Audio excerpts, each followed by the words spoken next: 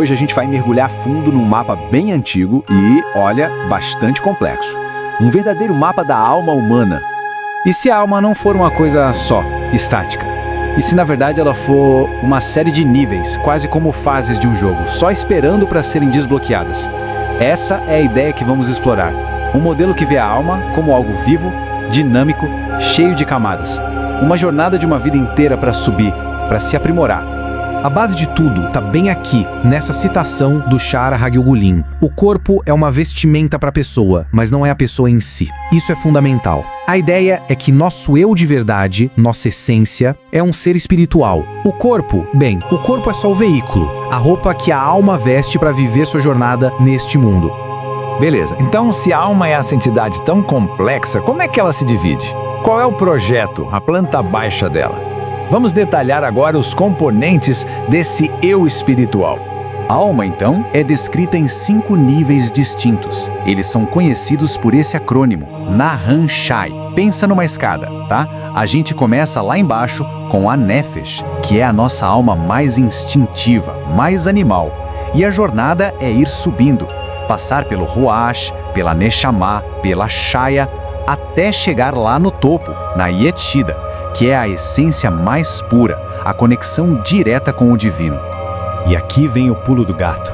Ninguém nasce com o pacote completo. Todo mundo começa no primeiro degrau, com a Nefesh.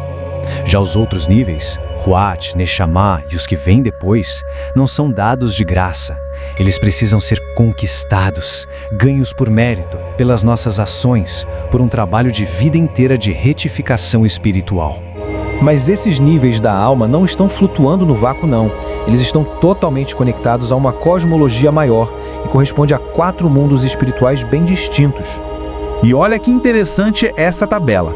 Ela mostra exatamente essa conexão. A Nefesh, a alma mais básica, reside aqui, em Ásia, no nosso mundo da ação. O Ruach já corresponde a Yetzirah, o mundo das emoções.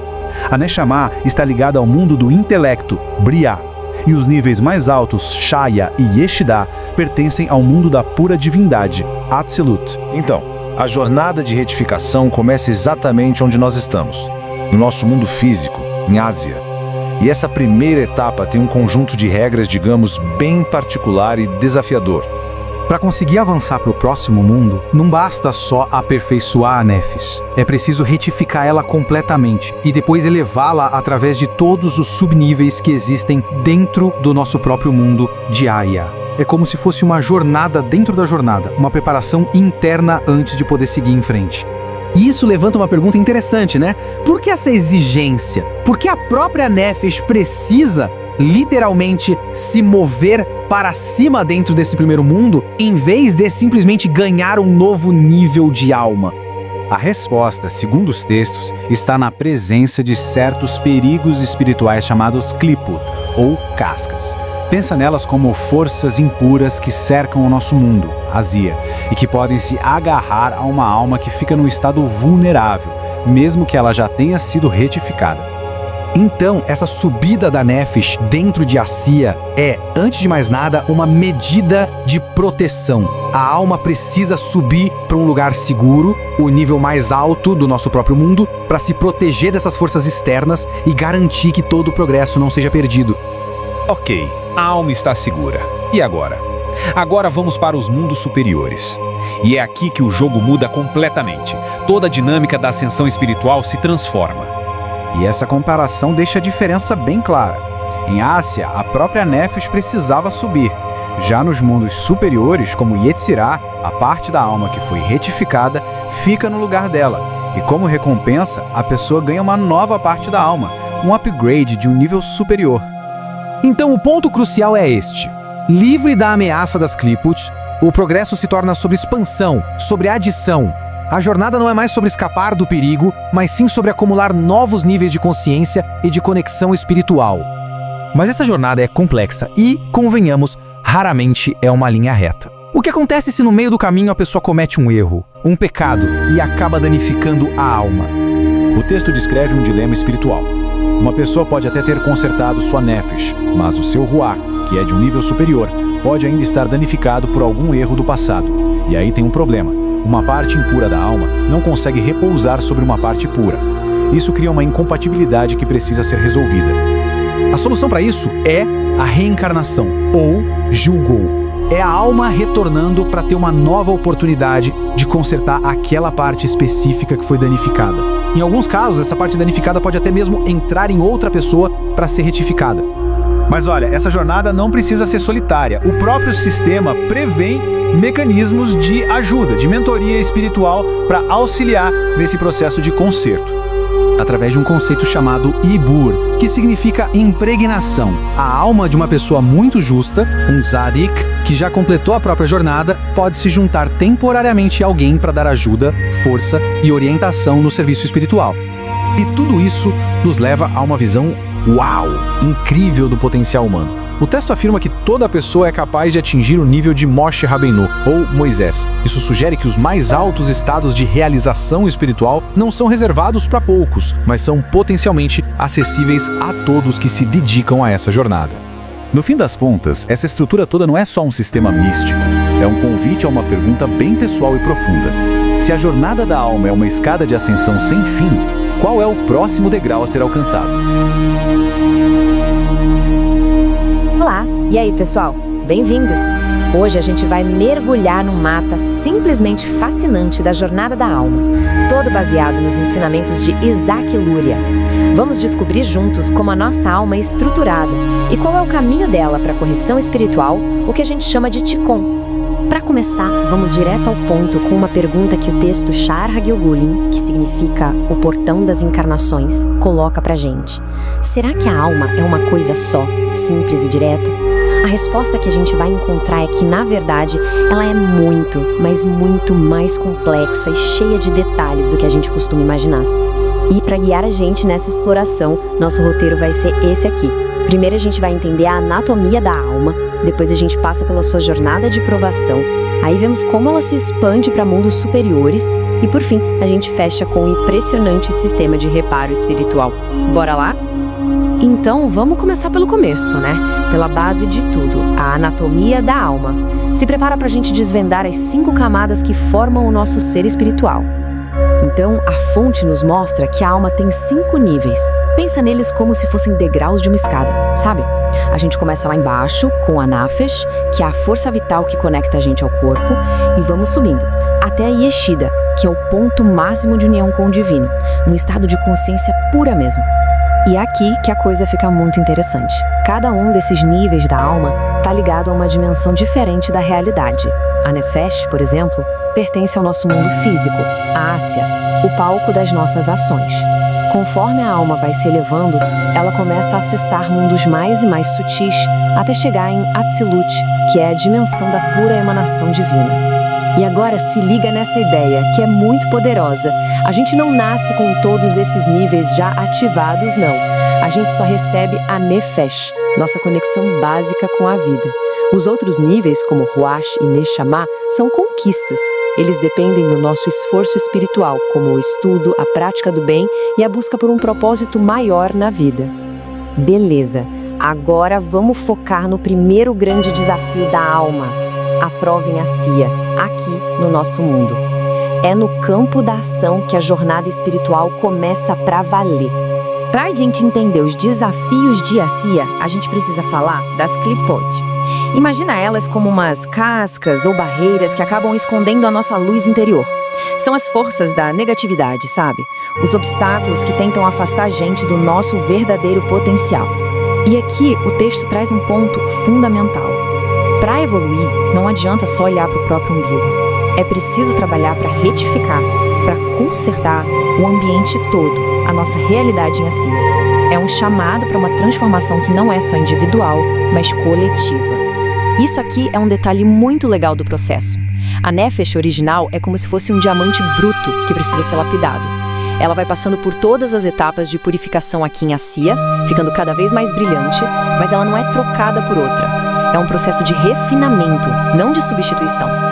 Tá, mas por que essa fase é tão exigente assim? O texto dá 2 razões principais. Primeiro, segurança, para garantir que a alma tenha uma base forte e não seja capturada por essas forças negativas. E segundo, estrutura. Como a Asiá corresponde a Sefirá de Malkut, que é tipo reino, o domínio da manifestação, é preciso dominar esse reino completamente antes de avançar. É como construir uma fundação super sólida antes de levantar um prédio.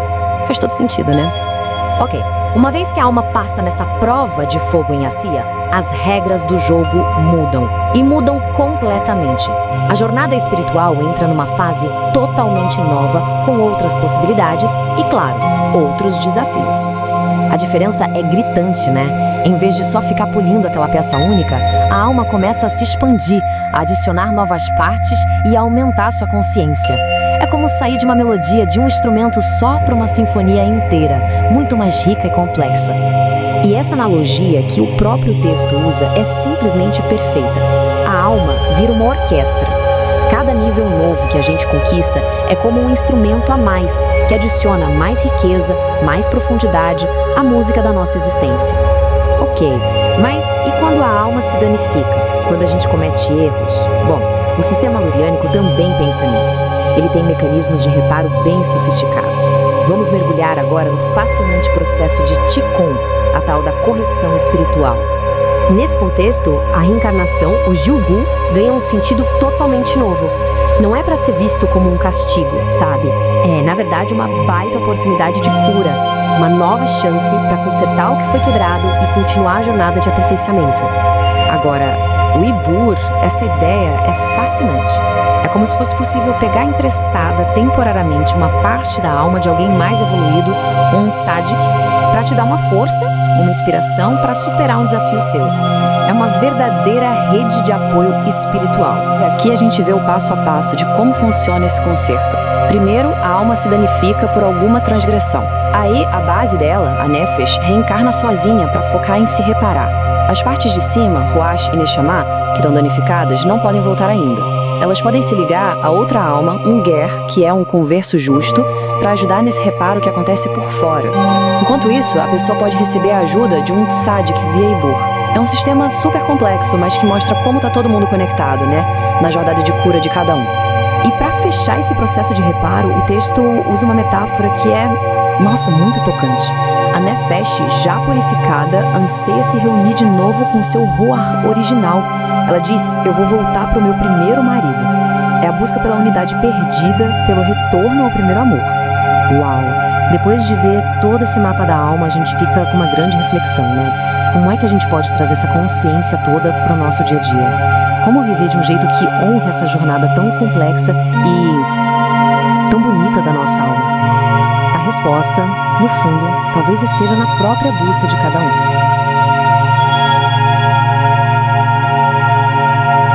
Olá e bem-vindos à nossa exploração de hoje. Vamos mergulhar em alguns trechos, assim, bem ricos do Sha'ar HaGilgulim, né? Famoso portão das reencarnações. Isso mesmo. A gente está focando no comecinho do capítulo 1. É um texto-chave da Cabala Luriana, né? Atribuído ao Rabino Isaac Luria, o Ari, e registrado pelo discípulo dele, o Rabino Chaim Vital. Exato. Uma fonte primária fundamental. E a nossa missão aqui é tentar desemaranhar essas ideias que são complexas, né? Mas muito fascinantes, sobre a estrutura da alma, como ela tem níveis diferentes e como ela viaja e até se conserta, né? Através desses mundos espirituais todos. Vamos focar hoje nos 5 níveis da alma que eles descrevem. Certo. E tentar entender como isso se liga com o crescimento pessoal, correção espiritual, o tal do Tikkun. Pode parecer meio denso, mas vamos juntos nessa. Com certeza. É como se o texto nos desse um mapa, sabe? Uma anatomia espiritual mesmo. Uma anatomia da alma, boa. Isso. Descreve como a pessoa pode se conectar com diferentes dimensões da realidade, usando camadas diferentes da própria alma. O legal é investigar como essa estrutura toda funciona e o que ela quer dizer para a jornada espiritual, né? Dentro dessa visão cabalista específica. Certo, então vamos lá. Vamos começar a desembrulhar isso. O texto já abre falando que a alma não é uma coisa única, monolítica. Tem 5 nomes, ou melhor, 5 níveis. Começando de baixo para cima, né? Nefesh, Ruach, Neshama, Shaya e Yeshida. Por que essa divisão toda? Para que complicar assim? Então, a ideia principal é que a nossa experiência, a nossa conexão com o divino, ela é multifacetada. A alma para eles não é simples, é uma composição, tem camadas. Camadas. Cada uma com uma função, uma capacidade de conexão diferente. Esses 5 níveis seriam tipo graus crescentes de consciência, de refinamento espiritual, sabe? De proximidade com a fonte. Entendi. Como se fossem frequências diferentes. Isso, boa analogia. Diferentes larguras de banda da conexão espiritual. E eles também estão ligados diretamente aos 4 mundos da Kabbalah, que estruturam a realidade. Asiá, o da ação, mais perto do físico. O nosso mundo, basicamente. O palco físico. Depois Yetzirah, o da formação, ligado às emoções, anjos. Beriá, o da criação, do intelecto puro. E Atzilut, o da emanação, bem próximo do divino mesmo. Tá, então a Nefesh seria o ponto de partida, o nível mais básico dessa estrutura. O texto fala que ela vem de Asiá, esse mundo mais próximo. Precisamente. Asiá é onde a gente age, onde as coisas acontecem, no concreto. A Nefesh é a força vital básica, o que anima o corpo. Aquela energia que mantém a gente vivo. Exato. E que nos engaja aqui no mundo material. É interessante que o texto chama o corpo de lavosh, tipo uma vestimenta. Ah, sim. Como uma roupa que a alma usa. Isso. Reforça a ideia que o corpo é um veículo, né? Essencial para a jornada, mas não é a alma em si. A Nefesh é essa interface mais fundamental com a vida física. E os níveis acima? O Ruach, a Neshama, como eles entram? Então, acima da Nefesh vem o Ruach, associado a Yetzirah. Esse é o nível do mundo emocional, da personalidade, dos impulsos morais e também da formação do intelecto, sabe? A capacidade de raciocinar, sentir, falar. A parte mais psicológica, talvez? Pode-se dizer, mas com uma conotação espiritual forte. Aí, subindo mais, a Neshama se conecta a Beriá. Esse é o mundo do intelecto superior, da compreensão abstrata, da intuição. Da contemplação. Isso, da capacidade de contemplar ideias divinas. É uma consciência mais expandida. Shaya e Yeshida já são níveis elevadíssimos, ligados direto a Atzilut. Representam uma união quase total com a vontade divina, geralmente acessíveis só para almas muito elevadas. Certo. E o ponto que me pareceu chave aqui é que a gente não nasce com tudo isso pronto, né? O texto fala que esses níveis são adquiridos ou talvez ativados por mérito. Como assim, mérito? Correto. E esse é um ponto fundamental. Transforma a alma em algo dinâmico, não é estático. Que a gente constrói. Exato. O texto enfatiza um processo gradual. A gente nasce e recebe a Nefesh, a conexão básica. Daí para frente, é pelo esforço espiritual consciente que os níveis superiores podem ser atraídos ou despertados. E como seria esse esforço? As fontes mencionam especificamente 2 coisas: estudo da Torá e prática das mitzvot. Mandamentos e boas ações, certo? Isso. Mas mitzvot aqui é mais amplo, né? São atos de conexão que alinham a pessoa com a vontade divina. É através desse engajamento ativo, intencional, que a pessoa pode merecer, receber e integrar o Ruach. Ah, então é um merecimento mesmo. Sim. E continuando nesse caminho de refinamento, de dedicação, pode eventualmente merecer a Neshama. E quem sabe ter vislumbres de Shaya e Yeshida. É uma escalada espiritual. Depende das nossas escolhas e ações aqui, em Asiá. Agora, aqui a coisa fica bem intrigante para mim. O texto parece dar uma atenção muito especial para o processo de refinamento dentro de Asiá. Sim, bastante. Ele diz que mesmo que a raiz da alma de alguém seja de um nível específico lá dentro, eles usam uns termos tipo Malchut de Asiá, né? Os níveis internos de Asiá. Mesmo assim, a pessoa precisa retificar, ou seja, aperfeiçoar o mundo de Asiá inteiro antes de poder receber o Ruach, que vem do mundo seguinte, Yetzirah. Por que essa exigência? Por que tudo? Não basta consertar o próprio nível de onde a pessoa veio? Esse é um ponto crucial, muito revelador sobre a dinâmica espiritual nesse nível mais básico. Asiá, por ser o mundo mais baixo, mais perto da matéria, Ele está, segundo o texto, permeado ou cercado pelas clipotes, As cascas, já ouvi falar. literalmente cascas. Representam forças de impureza, negatividade, ou só obstáculos mesmo que escondem a luz divina, puxam a consciência para baixo. Entendi. Então, essa exigência de retificar tudo em Azia antes de subir para Yetzirah é vista como uma medida de segurança. E de integridade. Segurança? Como assim? Para que a alma possa receber o influxo mais alto do Ruach de forma segura, toda a base dela, a Nefesh, que opera em Azia, tem que estar totalmente purificada, fortalecida, elevada. Ah, faz sentido. É como construir um prédio, né? Você precisa que a fundação inteira esteja perfeita antes de subir os andares. Exatamente essa analogia. Qualquer ponto fraco na base, Compromete tudo lá em cima. isso. Qualquer resto de Nefesh não retificado que ficasse para trás nos níveis mais baixos de Azia, correria o risco de ser capturado e influenciado negativamente pelas Klipot. Compromete a estabilidade da alma. Entendi. E o texto explica como essa subida acontece lá dentro de Azia? Sim, e o mecanismo é bem particular. A própria Nefesh original da pessoa, aquela que ela recebeu ao nascer, é que sobe. Ela vai passando pelas diferentes qualidades ou níveis internos de Azia. Maltsut, de Azia, Yesod, de Azia? Esses nomes? Isso, simbolizados pela Sefirot dentro de Azia. Ela sobe até alcançar o topo, o Keter de Azia. E o ponto-chave é esse. A pessoa não ganha novas partes de Nefesh nesse caminho. Ah, não. Não. É a mesma Nefesh inicial que vai sendo polida, refinada, elevada. Ela passa por todos esses estágios internos de Azia. Entendi a parte da segurança contra as Klipots. Mas por que a Nefesh inteira tem que subir? O texto não dá outra razão, mais metafísica? Sim, tem uma segunda razão, mais ligada à estrutura. No esquema geral da criação da Kabbalah, o mundo de Ásia inteiro, apesar de ter seus níveis internos, ele corresponde funcionalmente a uma sefira principal, Malhut. O reino, a última Sefirá. Exato. A que recebe a influência de todas as outras.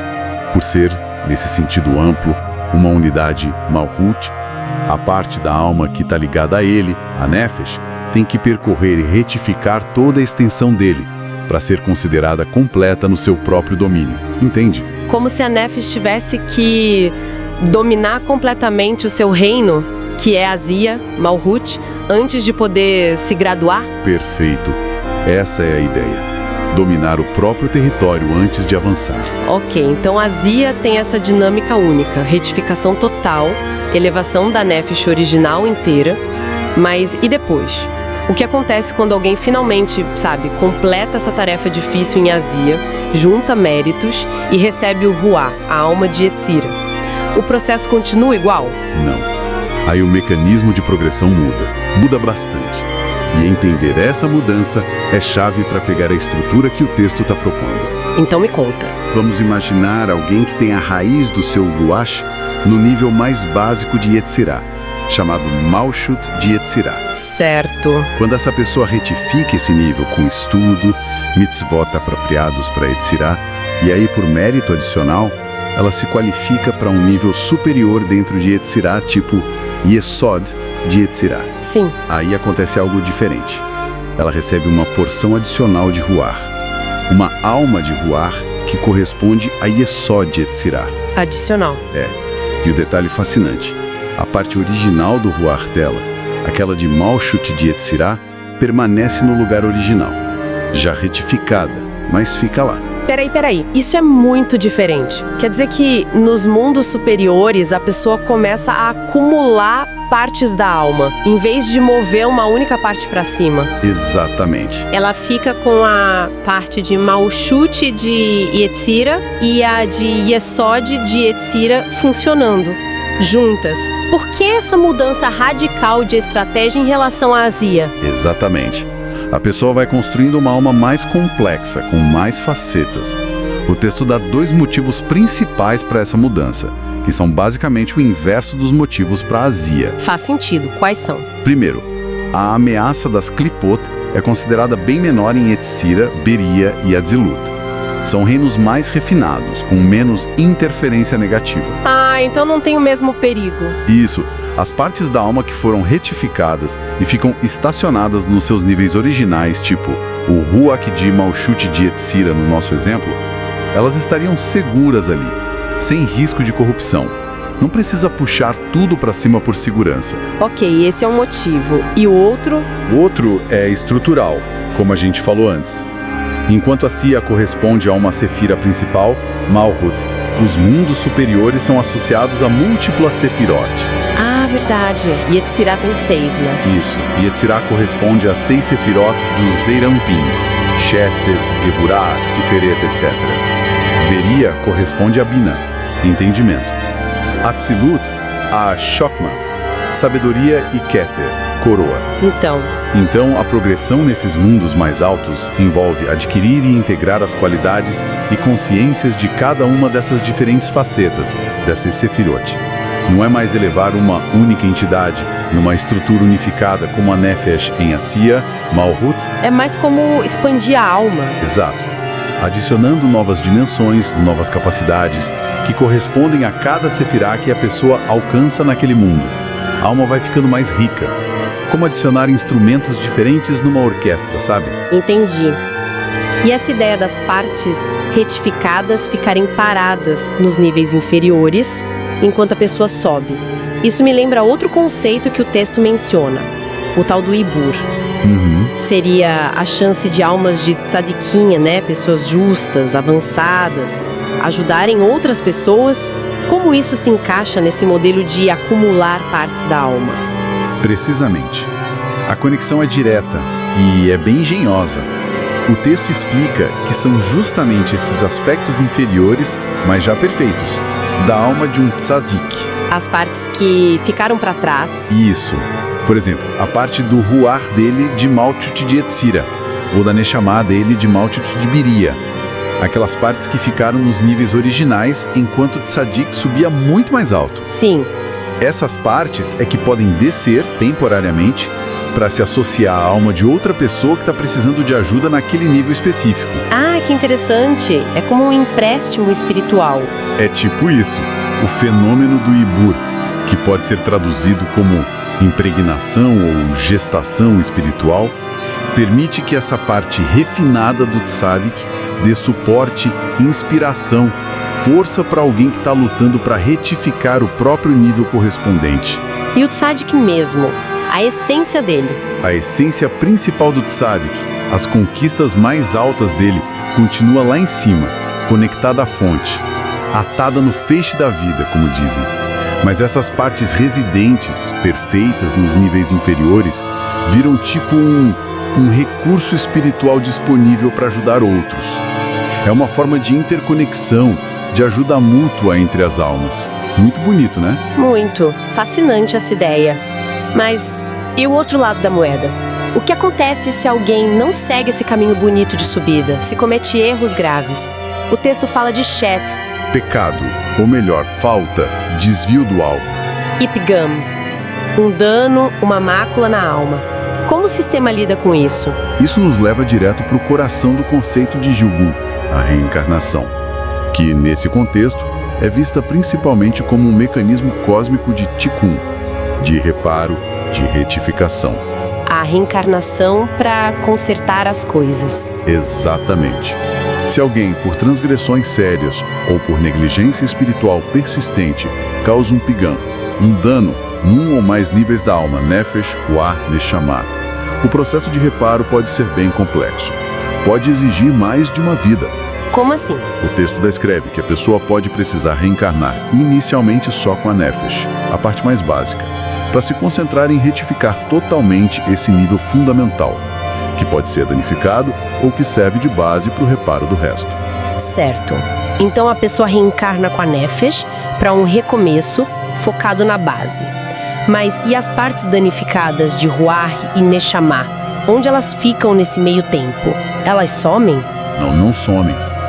Mas como elas estão danificadas, prugumoto, como diz o texto, elas não podem se juntar de novo imediatamente com a Nefesh que está tentando se consertar na nova vida. Seria como usar peça quebrada para consertar um motor. Exato, não funciona. E aqui o texto traz uma ideia, nossa, bem complexa e surpreendente. Ele sugere que essas partes danificadas de Ruach Neshama podem precisar passar por um processo de retificação. Separado como? Elas podem reencarnar acopladas, associadas à alma de outra pessoa. O texto menciona um ger. Ger, um convertido? Pode ser. Ou talvez uma alma considerada nova ou com uma estrutura mais simples. A jornada de vida dessa outra pessoa, o estudo dela, as mitzvot dela, podem servir sem que ela saiba, como veículo para retificar essas porções de alma danificadas que estão hospedadas ali. Uau!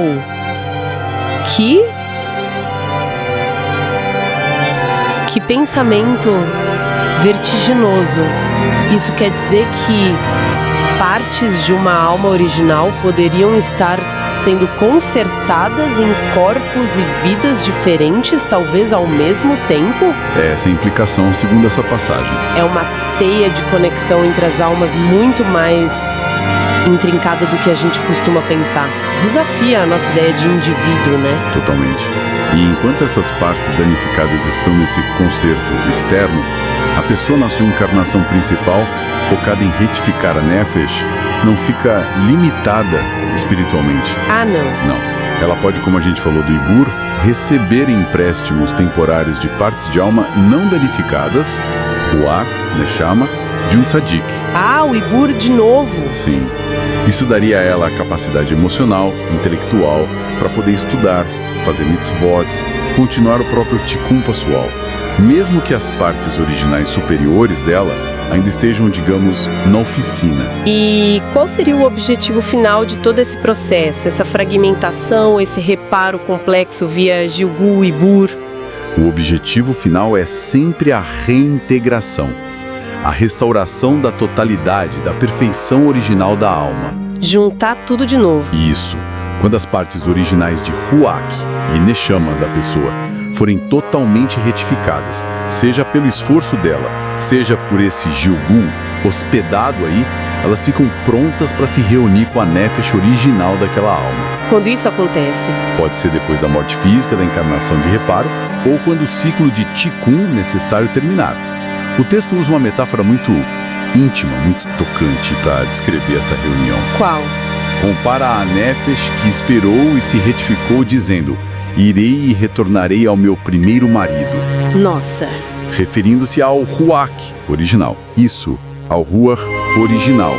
Agora também retificado, pronto para a união harmoniosa de novo. E o mesmo vale para Neshama, se reunindo com o Ruach. É um processo de cura profunda para restaurar a integridade e o potencial pleno da alma, como ela foi concebida lá no início. Uau! Realmente é muita informação para processar. A alma em camadas, cada uma ligada a um mundo. Processos diferentes de crescimento. Um de elevação total na base, Asiá. E outro de acumular aspectos nos níveis de cima, Yetzirah para frente. A importância do mérito pessoal, das ações e esses mecanismos complexos de reparo quando dá ruim, Gilgul focado na retificação. E o Ibur. Seja como empréstimo de partes boas ou até hospedando partes danificadas para conserto em outra pessoa. É um sistema em tanto. Sim, sem dúvida. O quadro que surge daqui não é de uma vida espiritual parada, simples. É uma jornada super dinâmica, uma verdadeira saga da alma, através das dimensões. Tem subida, tem potencial de queda, de dano. Mas também tem conserto. Exato. Mecanismos intrincados de reparo, de restauração. E a interconexão é um tema que não para de aparecer, né? Não só a conexão da alma para cima, com os níveis da realidade, mas uma conexão horizontal profunda entre as almas. Compartilhando o peso do Tikkun, oferecendo ajuda mútua pelo Ibur. A responsabilidade individual é enorme, mas parece que ninguém está totalmente sozinho nessa jornada. Pensando em tudo isso, nessa visão tão detalhada, tão complexa da alma e da jornada dela, qual seria um pensamento final, assim, algo para deixar quem nos escuta refletir um pouco, talvez conectando essa estrutura toda com a nossa própria experiência, né? De buscar crescimento, sentido. Olha, isso levanta uma questão bem prática, eu acho. Mesmo dentro desse sistema místico. Se o crescimento espiritual, segundo esse modelo, envolve não só fortalecer a nossa base aqui no mundo da Nefesh em Assia, mas também ativamente integrar, ou pelo menos ficar receptivo a aspectos mais altos de consciência, emoção, intelecto, o ar, Neshama, Sim. e talvez até receber ajuda sutis de fora, o Ibur. A pergunta que fica é, como que a gente cultiva a sensibilidade para perceber essas dimensões mais sutis? Boa pergunta. Como ir além da experiência básica do dia a dia e começar a reconhecer ou sentir a presença desses níveis mais profundos dentro de nós, ou a possibilidade dessa ajuda espiritual. Que tipo de práticas internas, ou estados de atenção, ou mesmo ações externas, dentro da lógica desse mundo cabalístico, estudo focado, prece intencional, atos de bondade específicos, o que poderia de fato abrir os canais para essa conexão mais profunda, para essa percepção dessa jornada interior, que é complexa sim, mas potencialmente muito rica, que o Sharha Gilgulins descreve. É algo para a gente ponderar, né? Como essa anatomia espiritual se traduziria em experiência vivida.